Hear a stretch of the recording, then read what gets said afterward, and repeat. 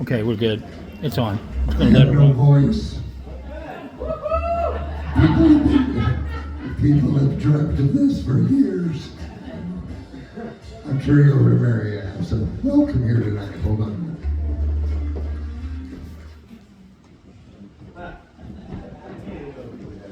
All right, yes. Welcome, tonight. So John and I are really pleased to sponsor our event tonight, the organ concert, which we previewed it last year. I don't know how many people saw that.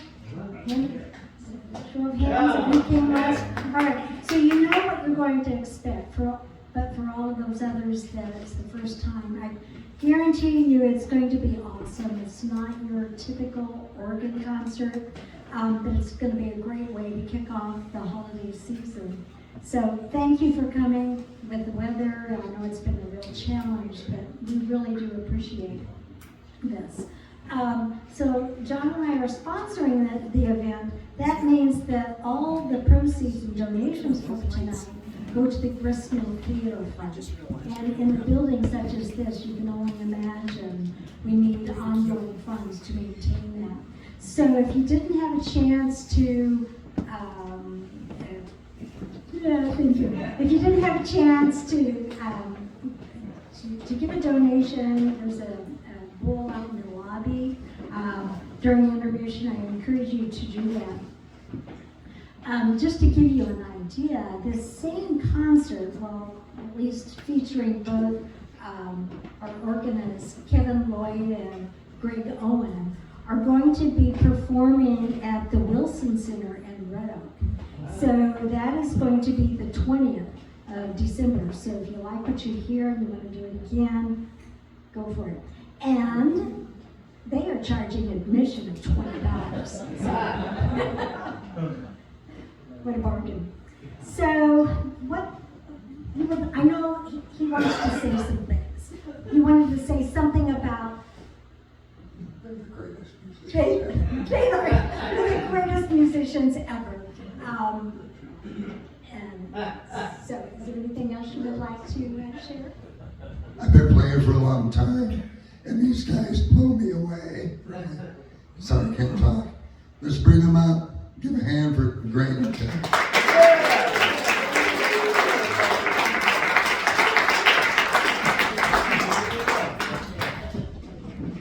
We're kind of underdressed, but wait till you see this.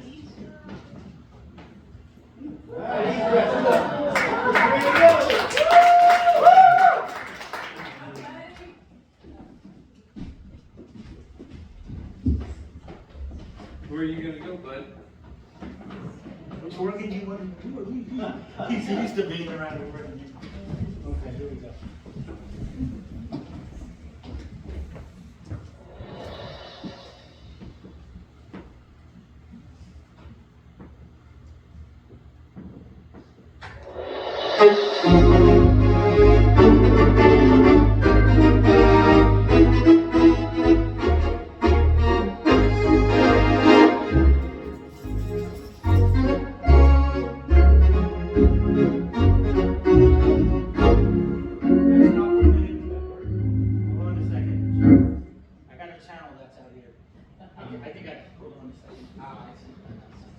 Sorry about that.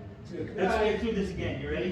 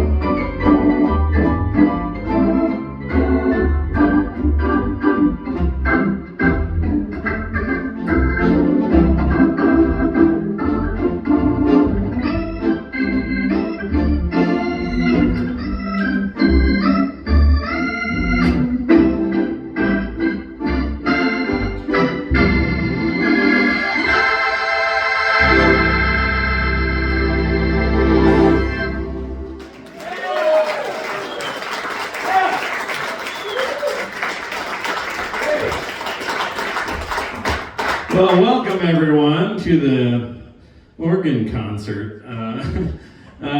Give it up for Greg Owen. He's going to step aside just for a second. I'm going to do my little spiel, and then we'll get Greg back up, and we're going to have a whole night of good music for you tonight. So this is a Hammond organ. I'll start off the show with a little number, and then I'm just going to kind of give you a kind of history of the sound of the organ in popular music, and I'll interject my speaking with some numbers that you might recognize or you might not. Here's a little intro here. This one's called Hooray for Hollywood.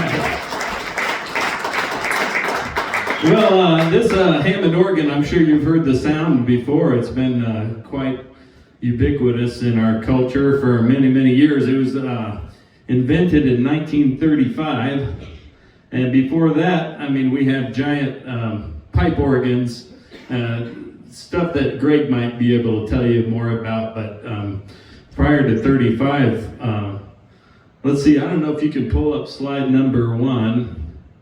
But this organ here is actually in Omaha. That's the Mighty Wurlitzer at the Rose Theater. And that's more similar to what Greg is going to be playing tonight. His instrument is more based off of kind of the theater organ type of thing. But these were massive instruments. What you see there is just the controller, they call it the console of the organ itself. And the organ is the set of pipes and everything. Marianne, if you could go to number 2, please. So back behind that keyboard that you saw there, this would be where all the music comes from. These are all pipes, and you see drums and all sorts of different effects. But each set of pipes, you'll see one set of pipes for each note on the keyboard, and that's called a rank. And so I'm not sure how many ranks that organ is at the Rose, but go to number 3 here. Now that is, yeah, exactly, the Atlantic City Boardwalk organ. That's supposedly the biggest organ in the world, and you see how many pipes, how many stops that has on it. So I'm not even sure how many ranks it's got. It's been under construction. How many? 455 ranks, 33,112 pipes. Yeah, listen to that. There you go. That's the man who knows. So anyway, and if you go to number 5, please. This little drawing that you see here is a representation of how this instrument works. This isn't based on pipes. It's based on these little spinning gears kind of looking things that are called tone wheels. And each time one of those teeth in the tone wheel pass that pickup, it's kind of like a string in front of a guitar pickup going back and forth like this, and it picks up that frequency. And as long as that gear is spinning at the correct speed, then this organ will never go out of tune. It's always, if you've got a steady current, then it'll always be in tune. How about number 6, please? Now, this here is a Hammond clock, and darn it, I've meant to bring mine that Greg just gave me. Greg was nice enough to give me a beautiful Hammond clock, but this thing is from the late 20s, early 30s, and is still within, I mean, absolutely perfect time to this day. It's incredible. But it works out the same principle, and here's the inner workings of one of those clocks, and you can see those teeth, and that's how it was able to keep steady time, just the same technology that keeps this in steady tune. How about number? Let's see, what are we on now? Number 7, I guess. Those are, if it's the one I'm thinking of, I can't see the board, but that's the gearbox of the Hammond organ, and you can see all the different tone wheels.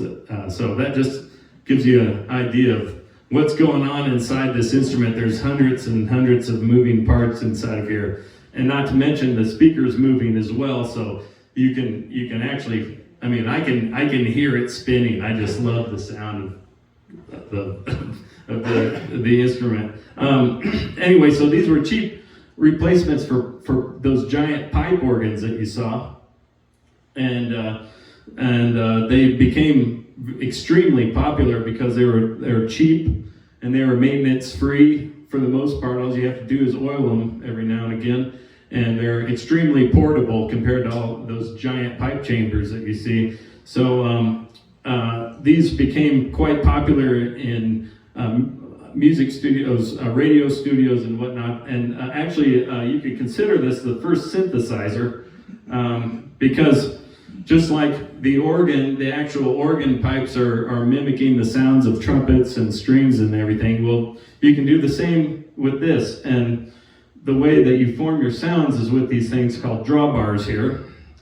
And so it works off of the harmonic sequence.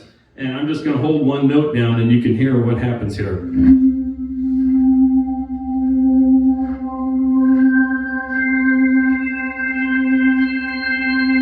So it's kind of like a equalizer almost. You're dialing in how many highs you want, how many lows you want. You have your fundamental tones and your odd sounding tones. And so if you know what you're doing here, you can mimic certain instruments. So here's the famous Hammond trumpet stop. Here, let's see if I can pull it up. And that's 006765430. And here's the trumpet. You ready?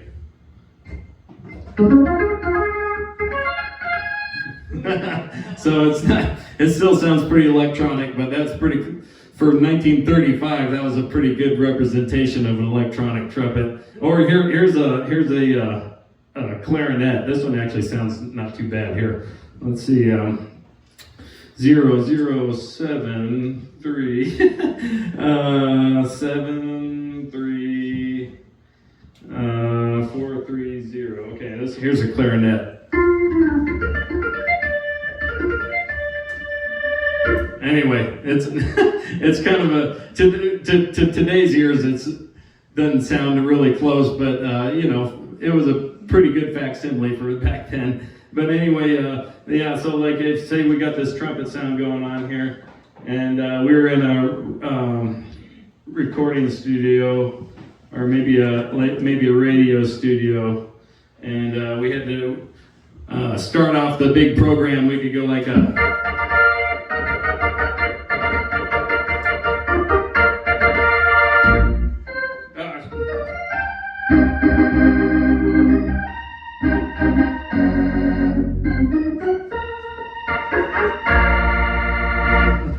Something like that. Anyway, so if you go to number 9 here, this lady that you see is Ethel Smith.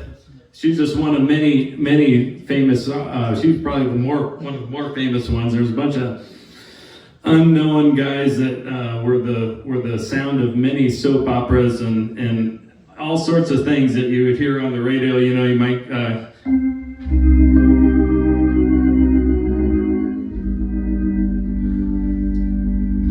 evil lurks within the hearts of men. The shadow knows.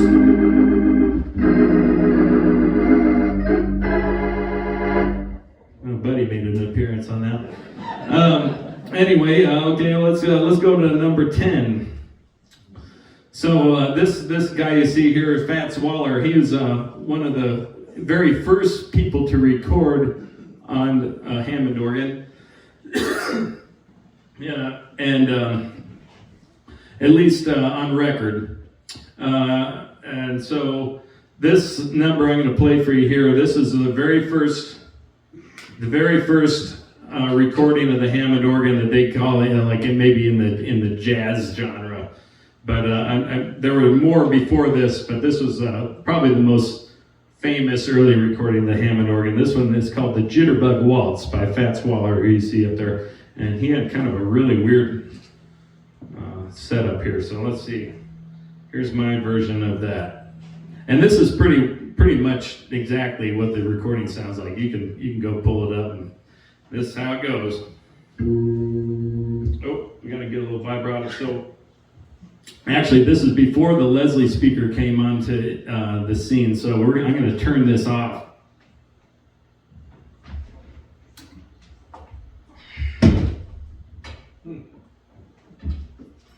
My water. All right.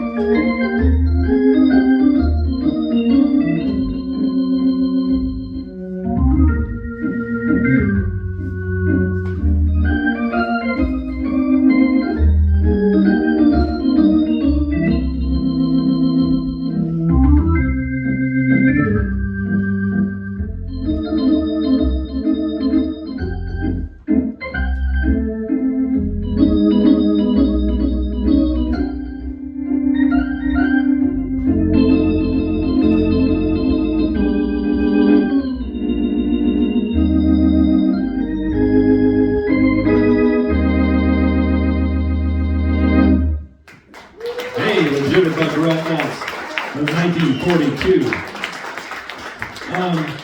So here, I'm going to turn this back on. Around this same era, around about the early 40s, is when this speaker started to be manufactured. These are called Leslie rotary speakers, and as you can see, it's spinning around, and it throws the sound around the room.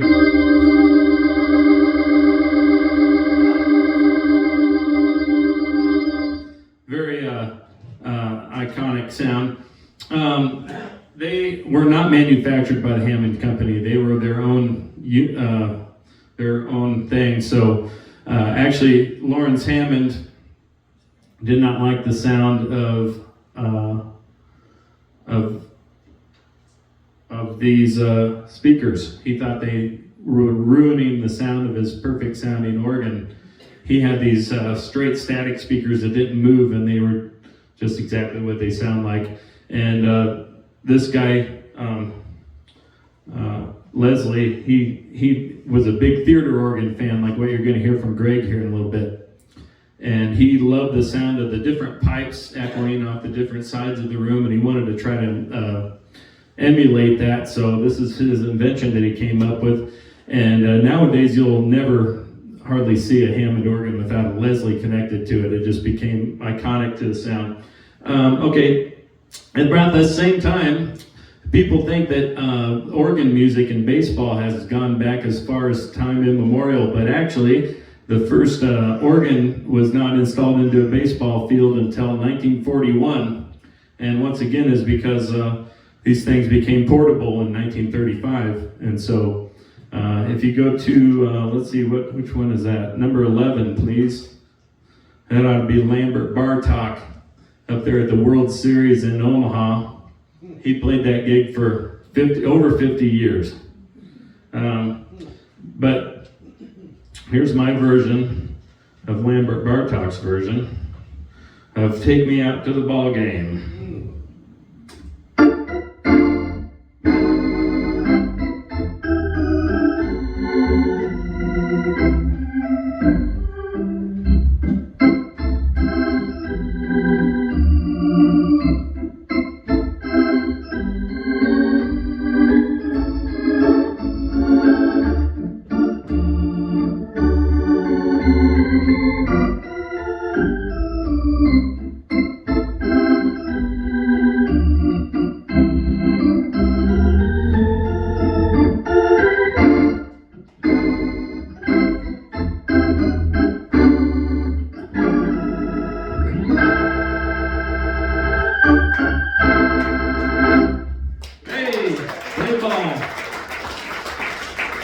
So, you know, that's become the sound of baseball over the years, just because it's, you know, it was at every stadium, but it wasn't just baseball stadiums. It was roller rinks and even hockey stadiums and basketball stadiums. And even to this day, they don't have live organists at basketball anymore, but they still have the organ fanfares. Heard that stuff. So, you know, it's kind of a shame they don't have a live organist. I think that'd be cooler, personally. All right, let's go to number 12 here.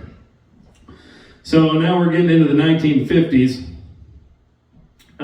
This guy you see here is Wild Bill Davis, and he was the arranger for Count Basie Orchestra, as well as some other things. Now, post-World War II, you know, in the 40s, the big bands were huge, and we're talking about, you know, 20-piece plus big bands. That's a lot of musicians to pay.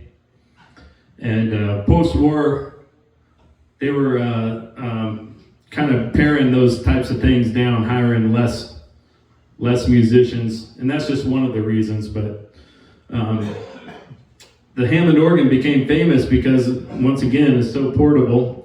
And also, it sounds so huge, you know, you can almost make it sound like a big band. And so for a while there were big bands with organs in the band, Hammond organs, which was pretty neat.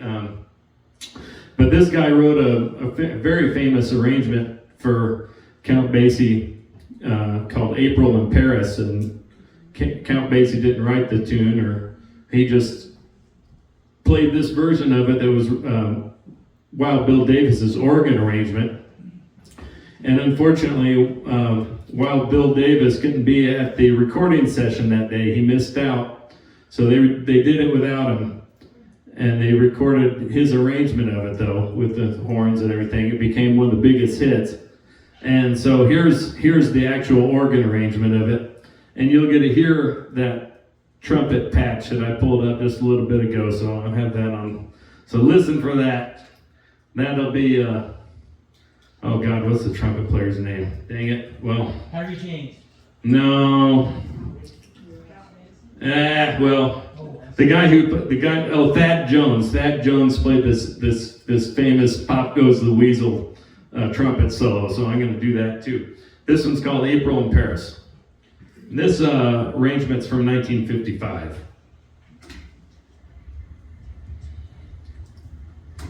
I'm gonna get a drink of water real quick. Sorry.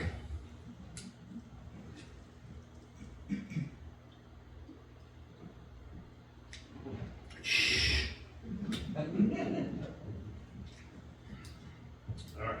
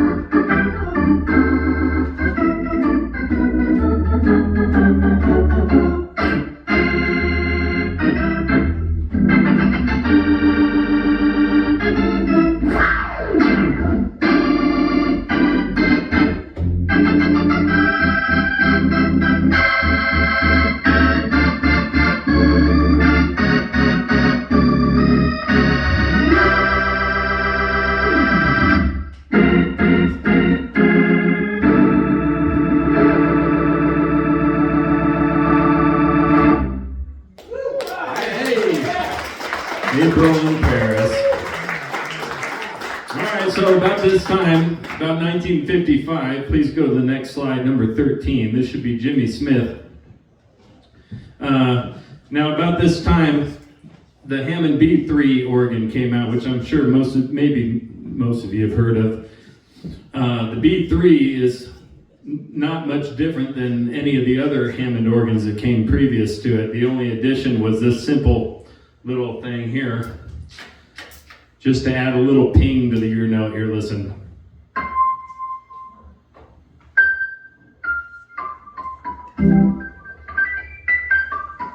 Just a little ping. And so using this, you can use the drawbars too.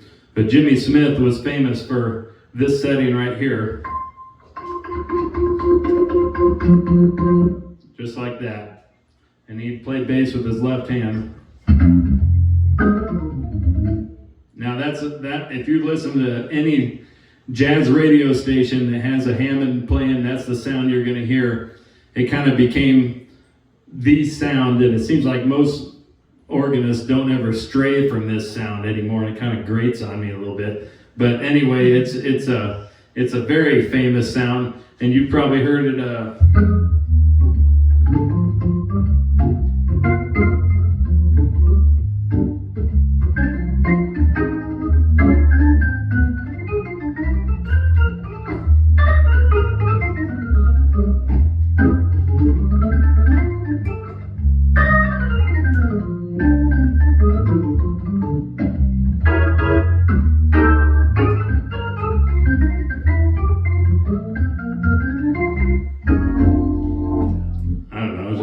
Just making it up. Anyway, but that's super famous sound, and you'll hear that a lot. Maybe listen for it. Sorry, I'm working off this thing, so I don't just start rambling, going off on tangents here. Go to number 14 here. Now this looks like heaven to me.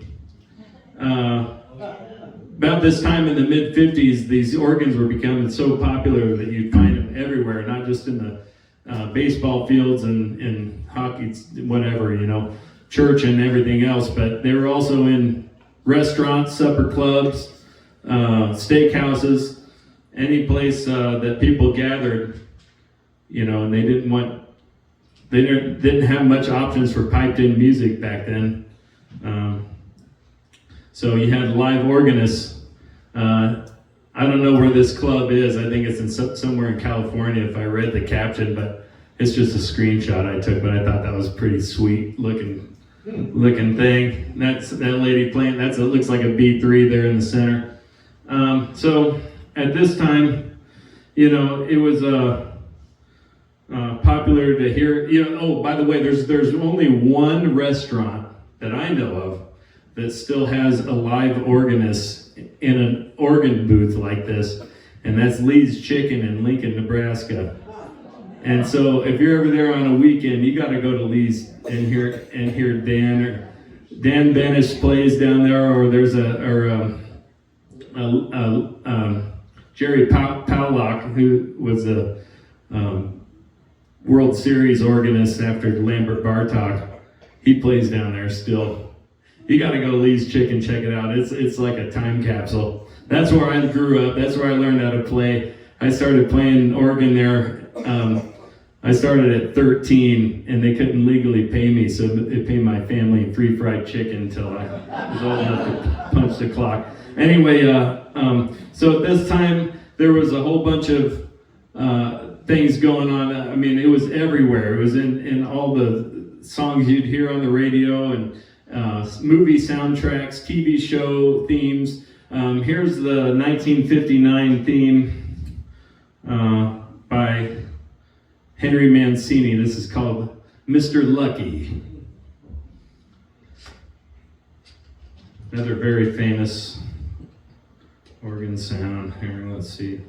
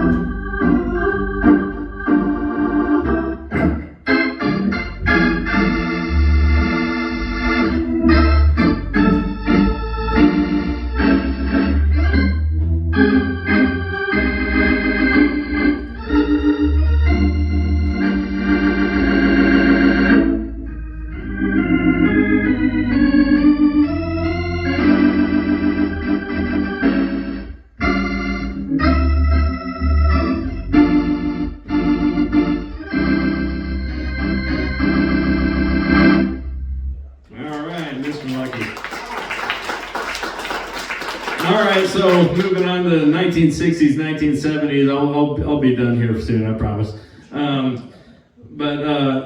Now this is the time, the peak of organ music in popular culture, to my recollection. I mean, I wasn't around then, but it was everywhere. I mean, and there wasn't just Hammond organs and that kind of thing on the scene these days. There were all sorts of transistor organs, and let's see, go to number 15 first. This is Booker T. Jones, and he's just one example of a guy who made a really famous organ recording. But at this time, there were this Hammond sound was extremely popular in the church, especially the black church. And at this time, it was being incorporated into R&B and blues music to a pretty great degree. So I'm going to play this one for you from 1962. This is Booker T. This one's called Green Onions. And this does utilize the percussion feature, so I'm going to turn that on. Not that. All right, something like that. And we go something like this.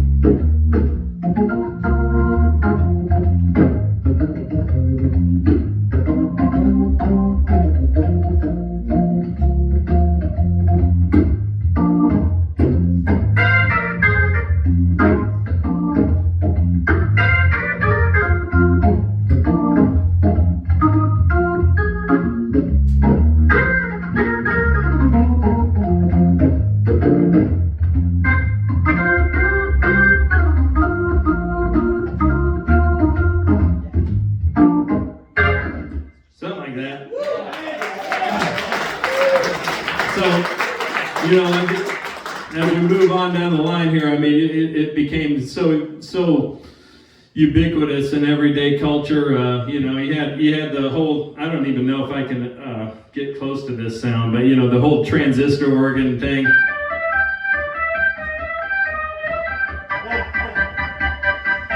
I don't know, I think that's a really cheesy sound personally. But anyway, let's go to number 17. Now, at this time, did I skip one? What's this? Yamaha spinning organ. Oh, number 16. Yeah, yeah, right. Yeah. So at this time, there's all sorts of like transistorized gadgets coming along, you know, in the old mechanical tone wheels of the past, like this beast here, were being left in the dust. Everybody wanted their bells and whistles, so you had monstrosities like this, pretty ugly stuff, but they were fun to play. So go to the next one. This is some lady shopping, it should be. Yeah. All right. So Muzak was a corporation that provided just background music for shoppers and whatnot, and they just had a part in what was to follow for the sound of the organ in pop culture. I mean, it became so ubiquitous everywhere that everybody, you know, was like became cheesy, right? And so you had stuff like this, which I mean, I don't think it's all that. I think it's pretty awesome personally, but you had stuff like this going on. Let me see. So this is Walter Wanderley's Summer Samba from 1966, and it's about as cheesy as it gets. So imagine you're shopping like this lady, or you know, you just got in the elevator with some other person, and you gotta wait awkwardly, and you got this kind of stuff going.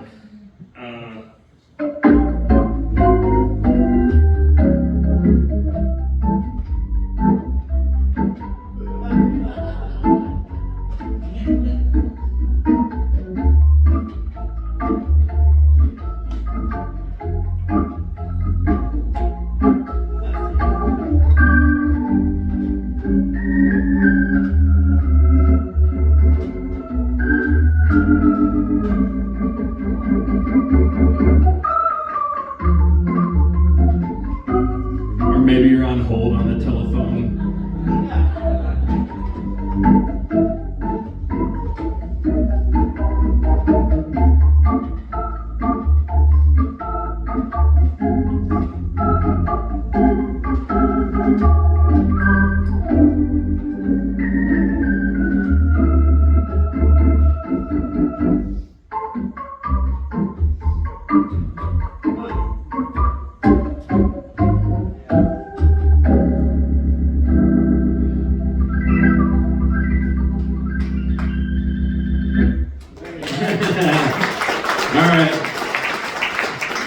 We're getting close here. Go to number 18.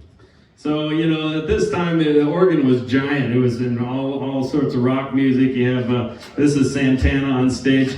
Now the guy, Greg Rowley, you see in the foreground there playing that Hammond B3, he always used a similar setting to this one here. So it's,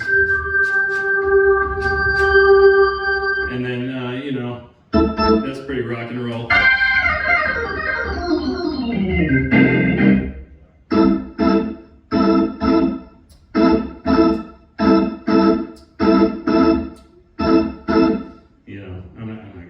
But anyway, at this time, you know, that was 1970. 1967, you had stuff like this. It's kind of similar drawbar setting. We'll get rid of these high ones. And we'll turn on a little percussion. And you can do stuff like this.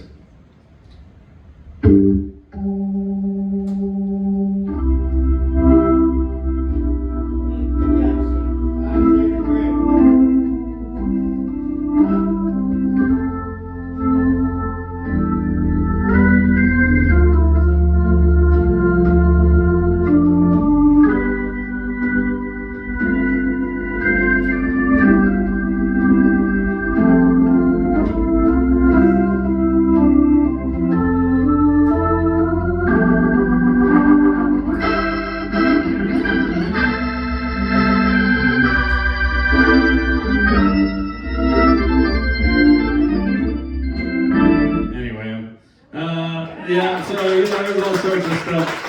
This time, you know, number 19, here's Billy Preston. He was known as the fifth Beatle. He was always adding his, he's on a million recordings that you wouldn't know he's on. But he had a bunch of famous stuff like this.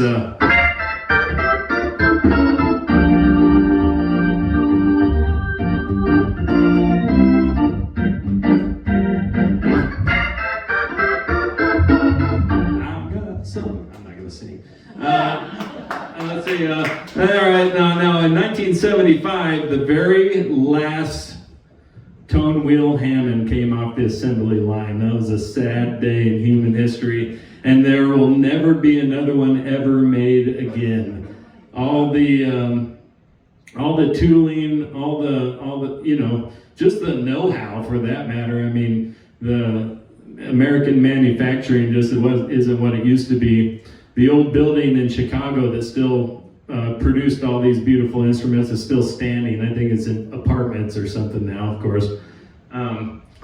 1975, the last B3 rolled off the assembly line, and then what we're left with now is the downfall of the sound of organ in popular culture. If we go to number 20, this should be Keith Emerson destroying one of his Hammonds on stage. He was famous for that. He had these Nazi knives and he'd stab them into the keyboard to keep the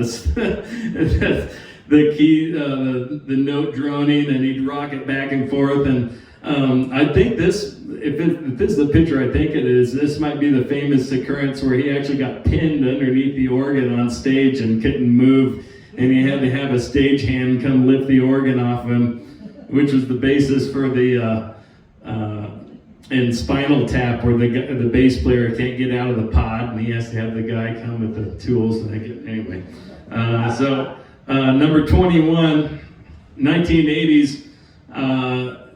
Everybody was getting rid of their big old heavy instruments. These old Hammonds were on the way to the dump because they were old hat. They were such a common sound. They were everywhere. People, people wanted to move on to new, and the future is here now. We have synthesizers. Everything's digital, multiphonic synthesizers, and so these things were a dime a dozen. You couldn't give them away. All the way up until the 90s, you could basically get these for free. Nowadays, people realize their worth and are starting to collect them again and care for them. Let's see, go to number 22. There you go. That's what happened to all the organs there. 1990s, there was, you go to number 23, that's Joey DeFrancesco. He kind of helped popularize it again, the sound in the 90s, and got organ jazz kind of back into the sound of people, kind of that Jimmy Smith sound I showed you. But the sound, and I don't mean to be a bummer here, but this beautiful sound kind of died somewhat of an unceremonious death somewhere around the year 2000, along with it, all the other music, in my humble opinion. But we won't go there. There's still some weird people like Greg and I that are trying to carry on this tradition. There's not too many of us around here. There's like Mitchtown is still playing jazz organ, and some of us are masochistic enough to want to bring these 500-pound beasts out to gigs and play. And I'm if you guys are looking for something else to do, this coming Thursday I'll be playing this organ at a place called the B Bar in Omaha.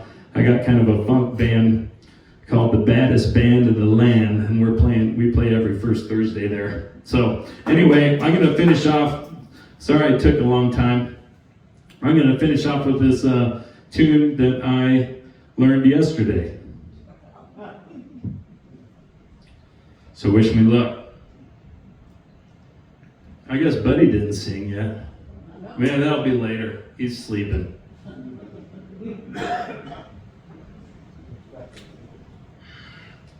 This song's actually kind of complicated. It changes key a whole bunch of times, and it has a really intricate melody line. And so it wasn't easy to learn. And so anyway, here goes. This is, let's see, what was his name? Leroy Anderson. This is the 1948 Sleigh Ride.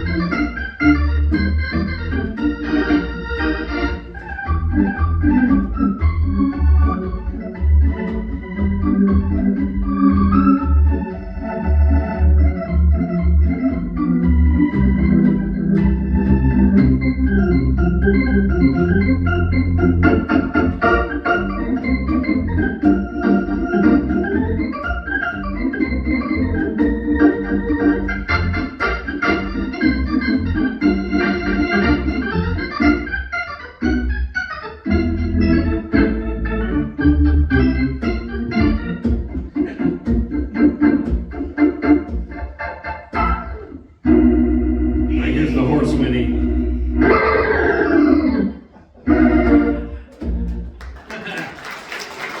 All right, thank you everyone for listening. We're going to give it up for Greg Owen coming to the stage. Come on up here, Greg, and I will relinquish it. They were trying to arrest me. They didn't arrest me. Oh my God, look! Hey, you gotta help me out! Who put these cuffs on me? Oh, You see that? Hey, It's gonna but be- hey, It's going to make it hard I to have the play. key. Oh, You see that? regular Houdini over Yeah, here. well, they tried to arrest me for having too many keyboards. I guess we both have that problem, don't we? That's a good problem to have. All right, come here, little buddy. You're going to have to perform later, my man. You're going to have to earn your own food. He's like, I don't want to go.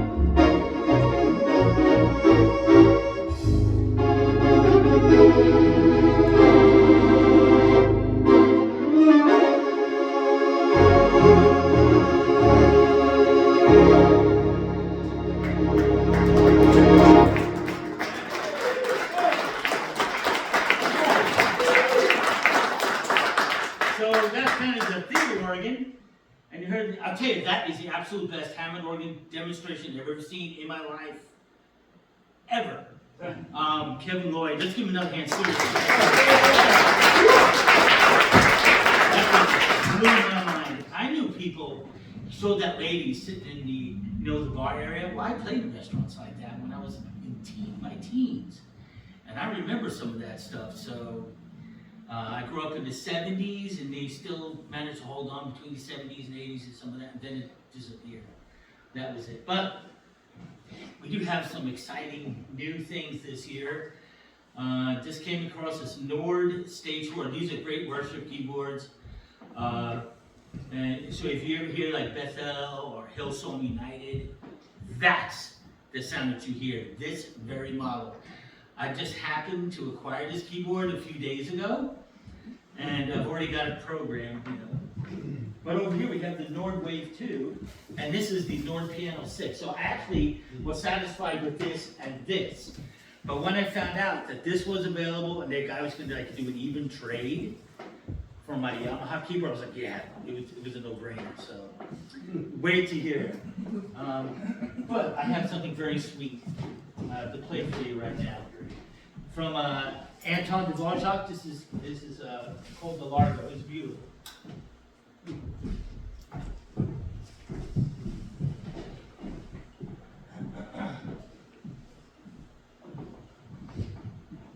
I'm going to make up this arrangement, so it's going to be on the spot. How about that? You hear the most beautiful sound out of these. Here we go.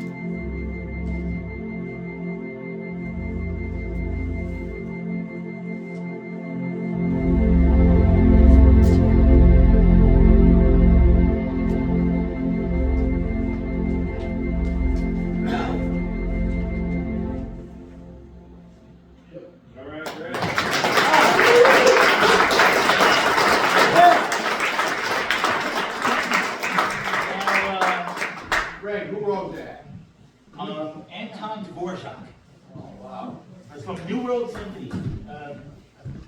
Second or third movie, I can't remember. All right, here's one. This is called Santa the Stripper. Yeah, I know.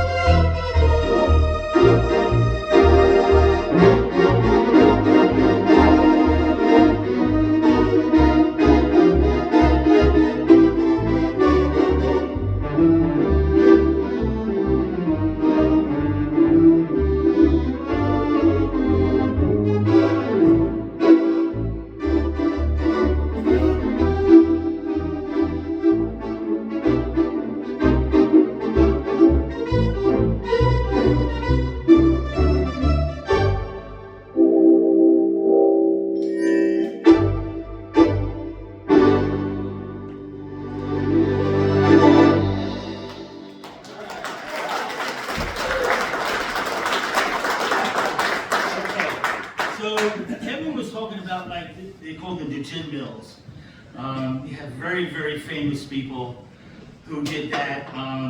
Some of the famous Hammond players, Kevin, the one who played down in Florida, he had a Hammond A100 and he had that extra voice. Mix it with it. You're talking about Lenny D? Lenny D. That was a Hammond Model A. That was Hammond Model A. Yeah. This guy, we see a lot of these guys, they'd entertain, but they'd be great comedians too. So they do a lot of funny stuff. I remember when I was 17, my father said, you gotta leave the house, you gotta go. That's it. So I lived in Long Island, you can hear from the accent. I moved to Reading, Pennsylvania. They had a theater organ in the ballroom, so I played there for a while. But there was this guy in a place called Ollie's Cocktail Lounge. So, and I heard about this guy. There were 10 children, all the Hankey family. Every one of them played the organ. Okay? Every one of them. And they had this family song. And it went by a title called See You in My Dreams. Not the famous one that you've heard, but this is just a family song. To me, it's such a beautiful, beautiful piece that I decided to learn it. So he would play it, and I asked him to play it all the time. His sister Mildred was there, and she would play it too. So I memorized it from listening to them playing it. I was 17. And I said, I gotta learn this. So I learned the theater organ arrangement of it, and then he asked me to come up and play it, and I played it. And they cried. Hold on. we were very, very close, okay? And this is a long time ago. I just turned 60, so 41 years ago, I still remember this. And I still play it. I have some CDs over here on the left, by the way, and this song is on that album that you're about to hear. So I'm going to play it for you. It's called See You in My Dreams, written by the Hanky family. It's a beauty. Love this one.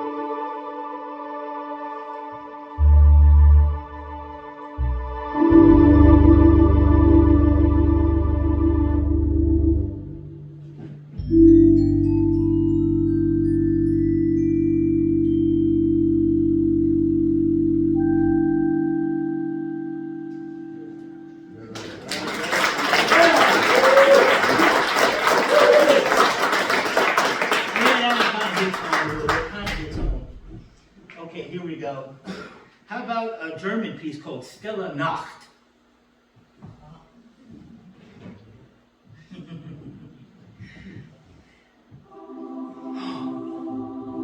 quiet is here.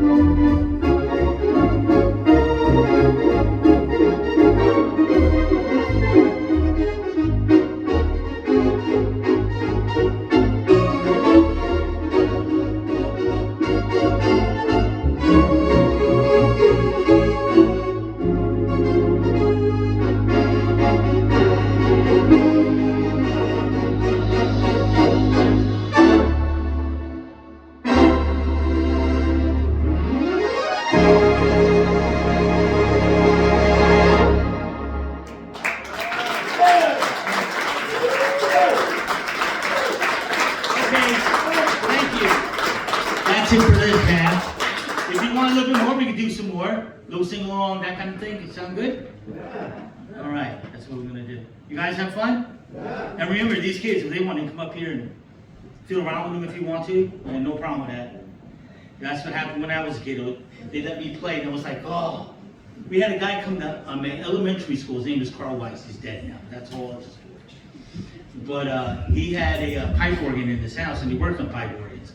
Well, our schools went to his house, and he had a Wurlitzer theater organ from a theater in Brooklyn in his house. So he played the Candyman.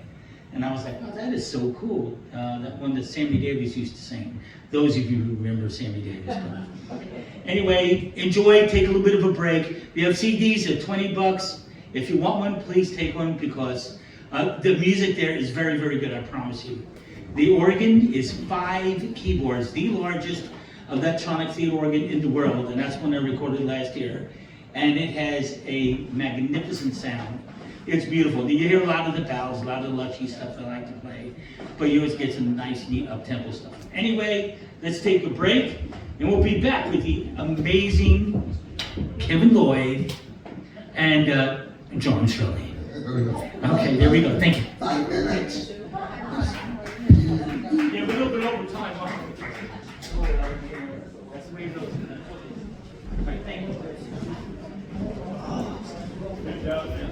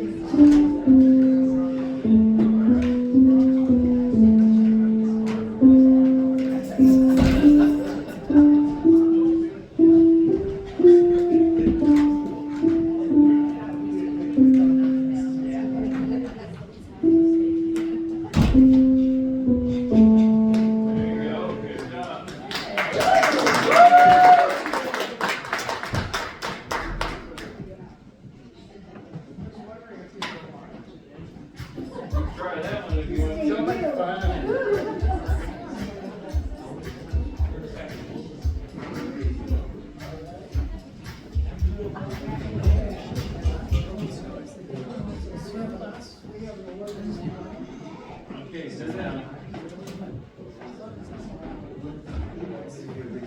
All right, this one. Play your song on this one.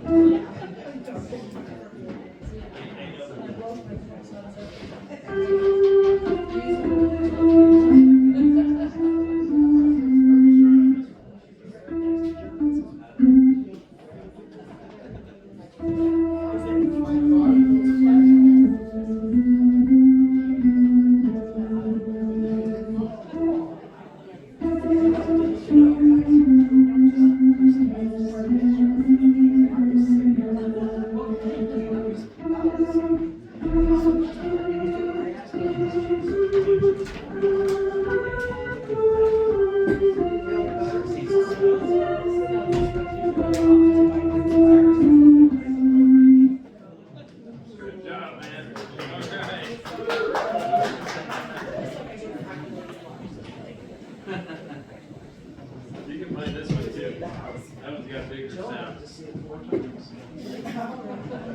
And they changed it. I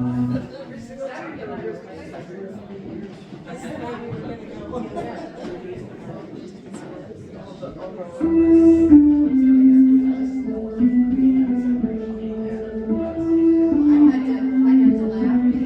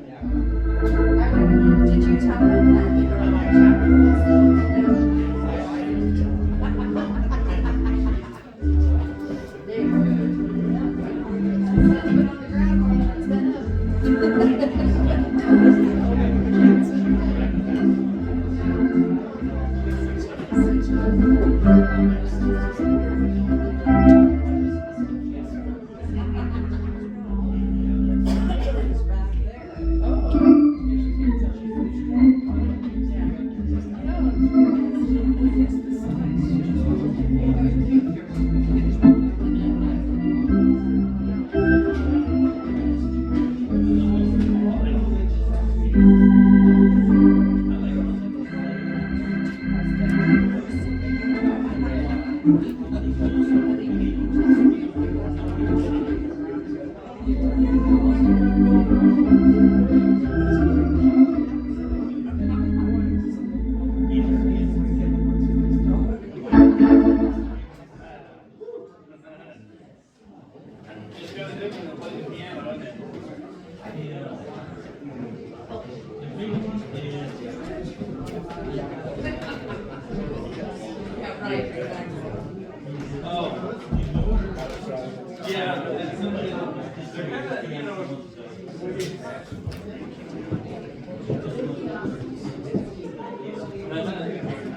it a big one like this? Or was it?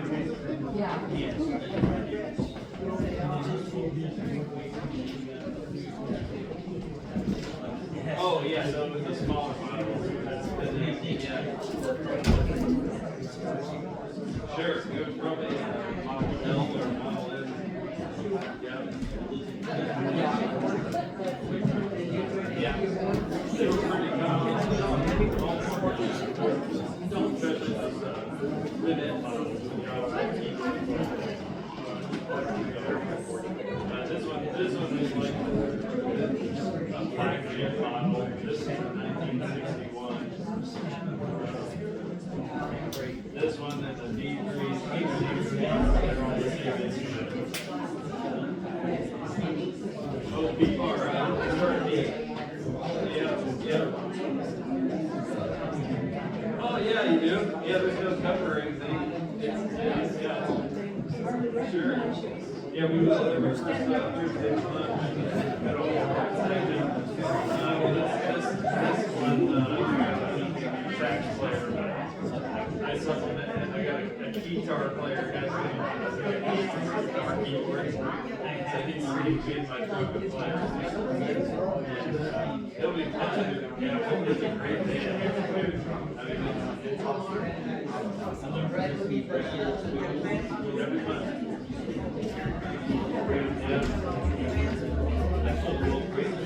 Yeah, good, man. Yeah, that is good. Well, I use the restroom. I figure we better keep playing. Don't leave.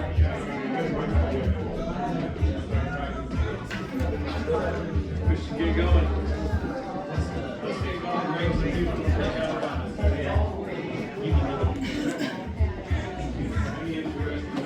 You want to take it first?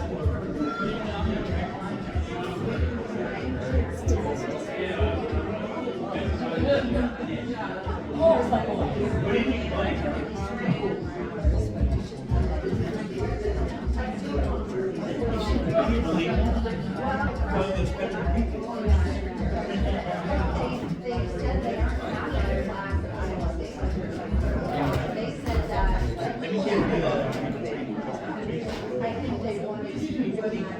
It's safe. You first need to tap the notification. Then you can let headsets work with your phone like it's locked.